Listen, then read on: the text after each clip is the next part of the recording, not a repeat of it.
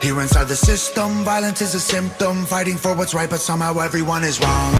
And Nancy, my understanding about the meetings at Ben High, I know the architect and Shannon have been meeting with individuals who have any sort of stake or interest in space in the building. So those are not public meetings. We haven't been invited. We're not apprised of them. Well, they are so not to have a discussion about it, just to say that's what those meetings are. So. well, this is the purpose, so the citizens can find out what's going on in this town. I'll remind you, the people of Bennington have owned and paid for that senior building since about 1978. And we should have been told. We had a chance to sign a petition to block you from giving it away to the guy who bought the Ben High. We weren't even told that. Nancy, before we go down that path again, I just want to stop you because this is a conversation that we've had before. Jean, if you want to speak, you're welcome to. Just bear with me. I prepared a statement that came out of a training. Nancy, will you please sit down? Well, I just had one more thing to add. Will you please sit down? I've been asking you for 18 months. Excuse me, I have the floor. The chair has asked me to speak. Will you please go sit down? Sure. And I'll Thank you. remind you, I asked in January for an update on the Ben High, and you said it was a privately owned building, and the town couldn't do anything. Nancy, please sit down. Yeah. Thank you. It starts. Okay, I'll start over. So just bear with me. What I'm going to say came out of a training that several of us on the select board participated in several months ago. And I want you to forgive me for reading this, but I wanted to make sure I didn't forget anything I wanted to say. And FYI, I will not be responding to any questions or comments after I'm finished speaking.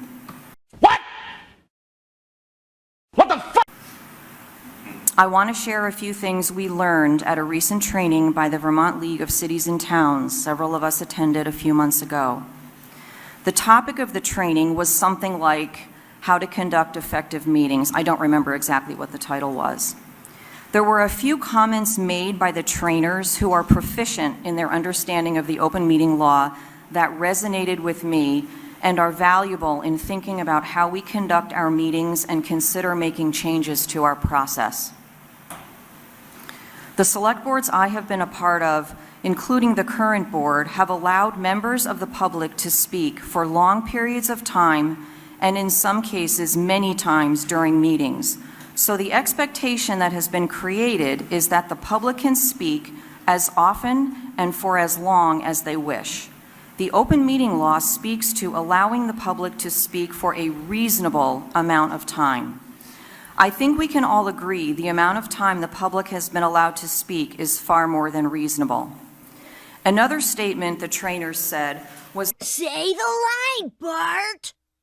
that our meetings are ours to conduct business. They are public meetings, but they are not for the public. Now comes the part where we throw our heads back and laugh. Ready? Ready! It's really easy to forget that. We were also told that just because a member of the public makes a comment or asks a question, we are not required to respond. It's human nature to want to clarify and engage, but we don't have to, and at times it is not helpful for us to respond.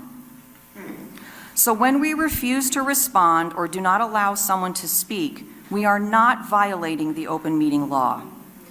I hope my comments are helpful to the public and the board. If nothing else, they are a reminder of why we are here and how we can do our best to conduct informative, efficient meetings and create an atmosphere that is inviting and pleasant. Why though you lying?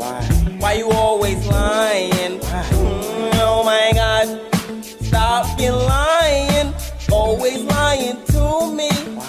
You lying so much. You making it hard for me. Thank you. Thank you, Jean. You're welcome. We have